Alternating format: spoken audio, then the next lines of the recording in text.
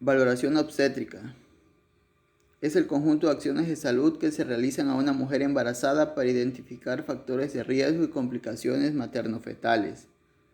Objetivos: vigilancia del crecimiento y de la vitalidad fetal, detectar tempranamente anormalidades en el tamaño y la altura del fondo uterino, evaluación de riesgo del embarazo, detección de signos de alarma y de complicaciones materno-fetales, valorar la viabilidad fetal, el ritmo y periodicidad de la frecuencia cardíaca fetal. Esto nos va a permitir identificar la ausencia o presencia de complicaciones, sufrimiento fetal y riesgo materno-fetal. Buenos días, mi nombre es Félix Potenciano Núñez, curso la licenciatura en enfermería en la Universidad Juárez Autónoma de Tabasco, y a continuación les voy a realizar la siguiente técnica, la cual lleva por nombre valoración obstétrica. Los materiales que vamos a utilizar para llevar a cabo nuestra técnica van a ser una báscula, un estetoscopio, un baumanómetro, gel para ecografía, un termómetro, una cinta métrica, una hoja de registro, un lapicero, y yo voy a usar un Doppler, pero también podríamos utilizar un fetoscopio o un estetoscopio de Pinar. De acuerdo a los datos que nos arroja la entrevista, ella es una paciente de 23 años de edad con escolaridad hasta la preparatoria. Trabaja en un centro comercial donde realiza actividades de cajera en un horario de 6 a 15 horas. Vive en Boquerón, primera sección, y vive en Unión Libre desde hace 2 años. Tiene antecedentes de hipertensión crónica por parte de su madre. También tiene infecciones vaginales recurrentes y tiene un mioma uterino. Dentro de sus antecedentes reproductivos tenemos que ella ha tenido 2 abortos, ningún parto y tiene periodos menstruales regulares. Tiene antecedentes quirúrgicos debido a una hernia inguinal y realiza 2 comidas al día, que son desayuno y cena, y realiza una colación vespertina regularmente de comida chatarra y refresco embotellado. Bueno, ahora voy a revisar las constantes vitales de la paciente. Esto incluye revisar la frecuencia cardíaca, la frecuencia respiratoria, su tensión arterial, su temperatura y la altura, también como parte de la somatometría de la paciente. Como primer número voy a evaluar su frecuencia cardíaca. Esto lo vamos a hacer palpando el pulso radial en su mano izquierda durante 1 minuto y con ayuda de un reloj. Durante 1 minuto vamos a estar aquí viendo cuántas palpaciones por minuto tiene, y aunque en el caso clínico no nos menciona la frecuencia cardíaca de la paciente, pues su rango debería de estar entre los 60 y 90 latidos por minuto en condiciones normales, aunque durante el embarazo estos latidos por minuto pueden aumentar hasta 10 veces más, y eso se considera normal. Después de esto, después de evaluar la frecuencia cardíaca, es necesario registrar los valores para que no se nos olviden. Y después de esto vamos a evaluar la frecuencia respiratoria. La frecuencia respiratoria la podemos evaluar de 2 formas. Podemos dividir el total de latidos por minutos que nos haya dado la frecuencia cardíaca entre 4, y esa va a ser la frecuencia respiratoria, pero para ser más exactos lo podemos evaluar mirando a la paciente y viendo cuántas veces su pecho o su abdomen se levanta durante 1 minuto. Es muy importante que para hacer esta evaluación no le digamos a la paciente que vamos a evaluar su frecuencia respiratoria, ya que si nosotros le decimos a ella que vamos a valorar su frecuencia respiratoria, el ritmo de esta frecuencia puede cambiar debido a que pues su mente le puede jugar ahí algo, y ella puede controlar o tratar de cambiar su respiración de manera involuntaria. Es por eso que debemos de mirarla y hace cuenta que seguir sintiendo su pulso radial. Entonces vamos a tratar de ver igual durante 1 minuto cuántas veces se levanta su pecho. O sea, tener la mano aquí, pero en realidad estar dándonos cuenta de cuántas veces su pecho se eleva o su tórax se levanta. De igual manera hay que registrar los valores.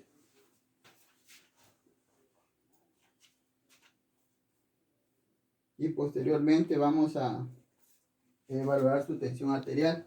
Es importante también recordar que la frecuencia respiratoria normal debe estar entre 16 y 24 respiraciones por minuto, aunque igual en el embarazo se puede generar un tipo de hiperventilación donde la paciente respira un poco más rápido, pero esto se considera normal. Para evaluar su tensión arterial, en este caso pues solo No lo vamos a hacer pues porque tenemos un maniquí aquí, pero deberíamos de dejar a la paciente igual en una silla, poner algo donde ella pueda recostar su brazo izquierdo, tenerlo en un ángulo de 90 grados y su respiración sistólica debe estar entre 90 y 140 milímetros de mercurio y su respiración diastólica debería de estar entre 60 y 90 milímetros de mercurio. Esto en condiciones normales. Y hay que valorar muy bien eso y también tenemos que anotarlo. Posteriormente tenemos que valorar su temperatura. Y esto lo vamos a hacer con ayuda de nuestro termómetro. Y también a forma de simulación, porque pues es un maniquí. Vamos a prender nuestro termómetro y lo vamos a colocar debajo de su axila durante 1 minuto o hasta que el termómetro empiece a sonar. Y una vez que hayamos hecho esto, tenemos que ver cuánto es su temperatura corporal. Y esta debería estar en condiciones normales entre 36.2 grados centígrados a 37.6. Y esto se considera normal. Si está más elevado o más baja, pues tendríamos que ver el por qué, porque la paciente podría estar en un grado de hipertermia o hipotermia. Después de esto también tendríamos que pesar a nuestra paciente en nuestra báscula, pero pues en esta ocasión por ser un maniquí no lo vamos a hacer, pero deberíamos hacerlo también. Y también con una cinta métrica deberíamos de medir a nuestra paciente. Esto para saber si ella está dentro del índice de masa corporal necesaria y requerido para que ella desarrolle su embarazo de manera correcta. Pero pues tampoco lo vamos a hacer, aunque en el caso clínico nos da el peso, que es de 75 kilogramos, y la altura, que es de unos 60 centímetros. Entonces, pues ahí también nos da un índice de masa corporal de 29, lo que nos pone a nuestra paciente en sobrepeso estadio 2. Entonces hay que tomar en cuenta eso también. También hay que registrarlo. Y con esto ya culminaríamos con la revisión de constantes vitales y ya hasta aquí terminaría nuestra anamnesis enfermera. Bueno, ahora vamos a realizar las maniobras de Leopold. Para realizar las maniobras de Leopold es importante que la madre se encuentre entre la semana 20 y 22 de gestación. Esas para las primeras 3 maniobras. Para la cuarta maniobra es necesario que la madre ya se encuentre en la semana 28 de gestación. Es importante que antes de llevar a cabo las maniobras nosotros le pidamos a la madre 1 minuto antes que vaya a vaciar la vejiga. Esto para que nosotros no le causemos molestia al momento de ejercer presión sobre su abdomen. Esto para pues evitar que ella esté incómoda.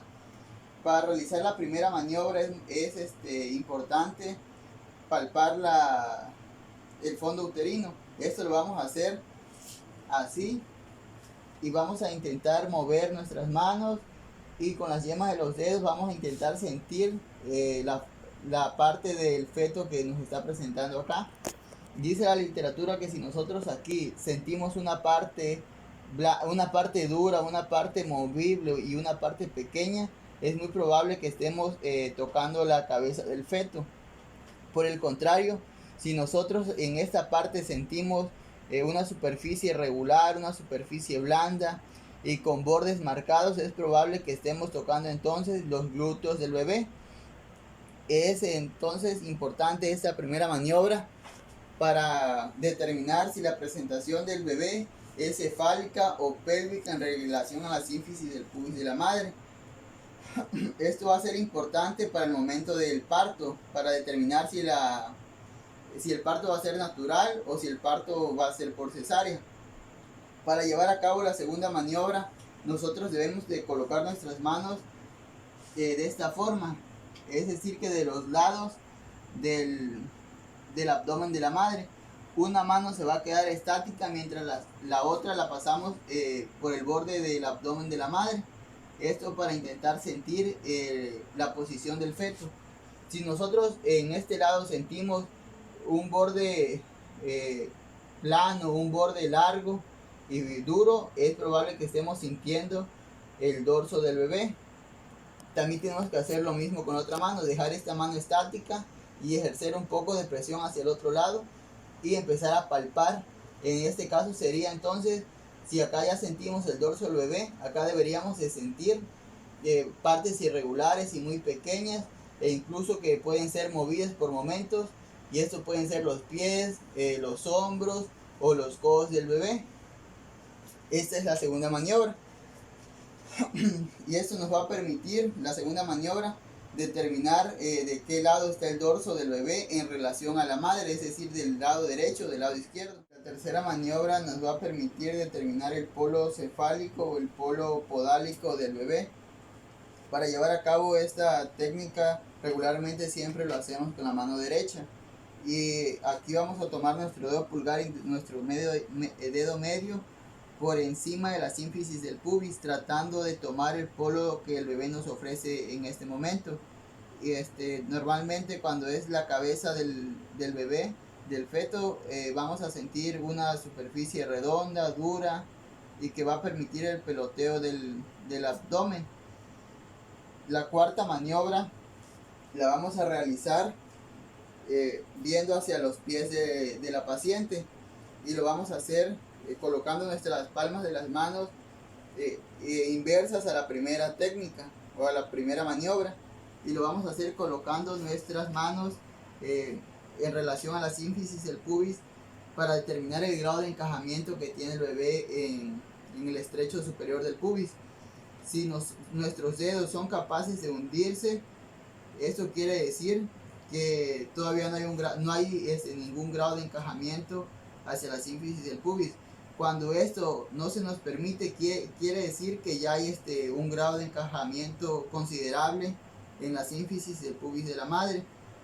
Esta maniobra nos va a permitir también sacar un poco ese grado de encajamiento por si todavía no es el tiempo del parto. Ahora lo que vamos a medir es la frecuencia cardíaca fetal. Para medir la frecuencia cardíaca fetal podemos utilizar tres medios o tres objetos. El primero de ellos es el Doppler. Podríamos también utilizar un estetoscopio de Pinar, y también podríamos utilizar un fetoscopio. En este caso, a manera de simulación, yo voy a utilizar un Doppler. Es importante que para valorar la frecuencia cardíaca fetal nosotros ya hayamos llevado a cabo una correcta elaboración de las maniobras de Leopold, porque dependiendo de cómo se encuentra nuestro bebé, en qué posición, nosotros vamos a auscultar en el dorso del bebé.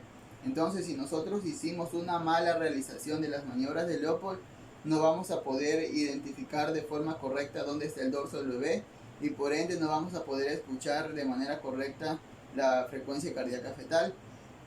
Como aquí ya valoramos a nuestra paciente, ya sabemos que el dorso del bebé se encuentra del lado derecho en relación a la madre, es decir, en esta zona, y se encuentra de una manera cefálica en relación al estrecho superior de la pubis. Entonces ya sabemos que el dorso del bebé se encuentra en esa parte. Entonces nosotros debemos auscultar aquí. Para auscultar es que coloquemos gel de ecografía en nuestro Doppler. Entonces nosotros vamos a colocar aquí el gel de ecografía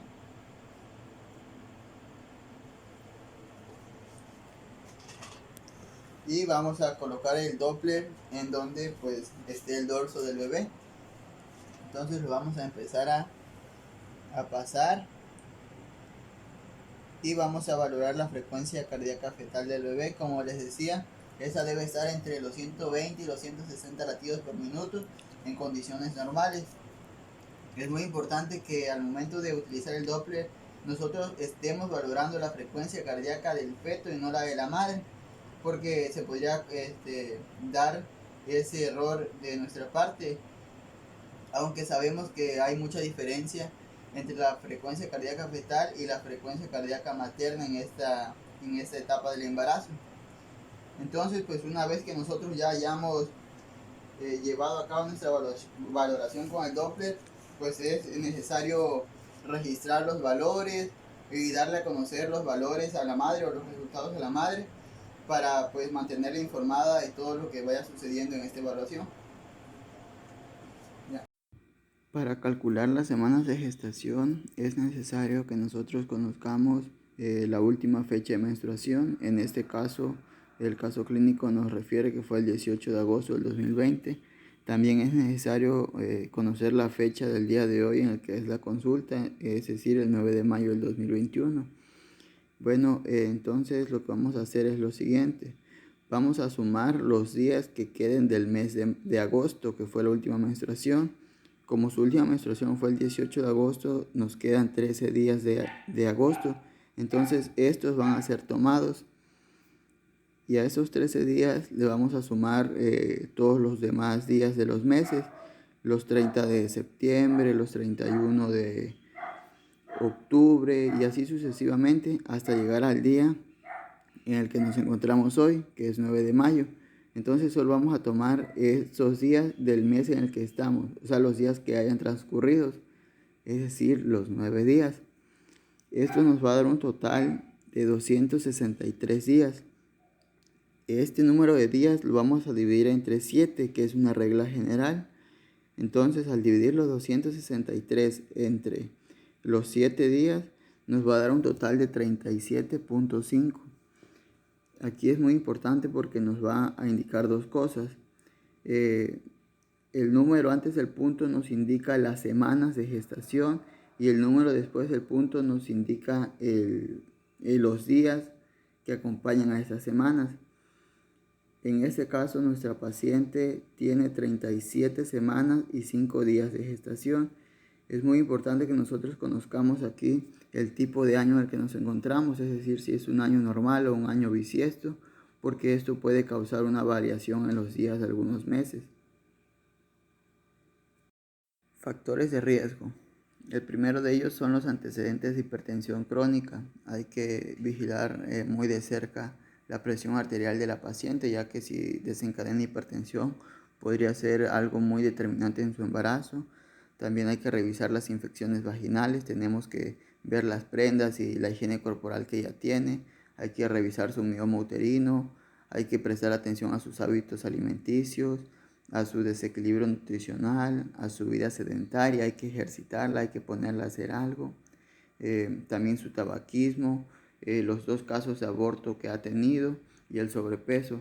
Todos estos factores de riesgo hay que tomarlos como signos de alerta y tratarlos antes de que se convierta en un factor importante.